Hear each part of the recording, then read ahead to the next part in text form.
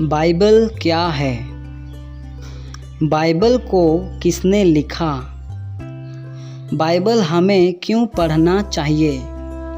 Bible पढ़ने से हमें क्या मिलेगा? बाइबल नहीं पढ़ने से क्या होगा? बाइबल कैसे पढ़ें?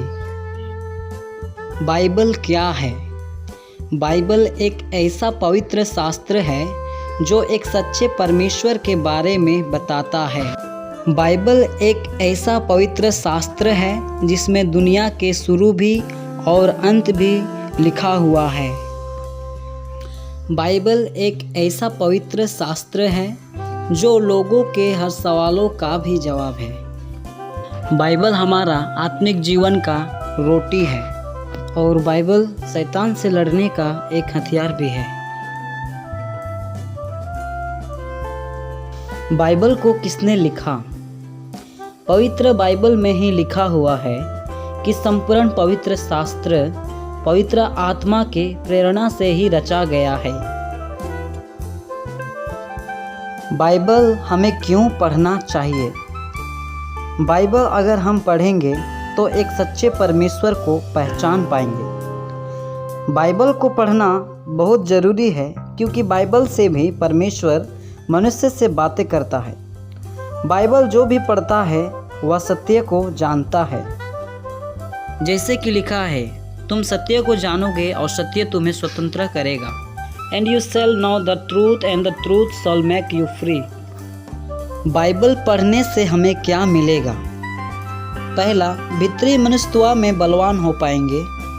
दूसरा, एक ऐसी शांति मिलेगी जो संसार नहीं देता, अद्भुत शांति जो समझ से बिल्कुल परे है, जो हमारे मनों को सुरक्षित रखेगा।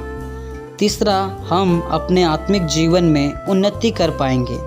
चौथा, परमेश्वर के इच्छा को समझ पाएंगे। जो व्यक्ति स्वतंत्रता की सिद्ध व्यवस्था पर ध्यान करता रहता है वह अपने काम में इसीलिए आशीष पाएगा कि सुनकर भूलता नहीं पर वैसा ही काम करता है। बाइबल नहीं पढ़ने से क्या होगा? बाइबल अगर हम नहीं पढ़ेंगे तो हम एक सच्चे परमेश्वर से दूर हो जाएंगे और हमारा जीवन नष्ट हो जाएगा। बाइबल अगर हम नहीं पढ़ेंगे तो शैतान से हम लड़ नहीं पाएंगे क्योंकि बाइबल का वचन शैतान से लड़ने का एक हथियार है। क्या ही धन्य है वह पुरुष जो दुष्टों की युक्ति पर नहीं चलता और ना पापियों के मार्ग में खड़ा होता और ना ठट्ठा करने वालों की मंडली में बैठता है, परंतु वह तो यहोवा की व्यवस्था से प्रसन्न रहता और उसकी व्यवस्था पर रात दिन ध्यान करता रहता है। वह उस वृक्ष के समान है जो बहती नलियों के किनारे लगाया गया है और अपनी ऋतु में फलता है और जिसके पत्ते कभी मुरझाते नहीं। इसलिए जो कुछ वह पुरुष करे वह सफल होता है। बाइबल कैसे पढ़ें? बाइबल पढ़ने से पहले प्रार्थना करें कि प्रभु यीशु हमें पवित्र आत्मा द्वारा समझाए, तब बाइबल पढ़ें धीरे से और जो भी सीखे उसे लेकर प्रभु यीशु से फिर प्रार्थना करें और आशीष मांगे उस वचन पर चलने के लिए। आमीन।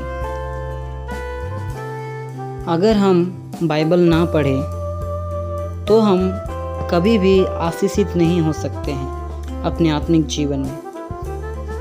इसलिए प्रतिदिन बाइबल पढ़ें।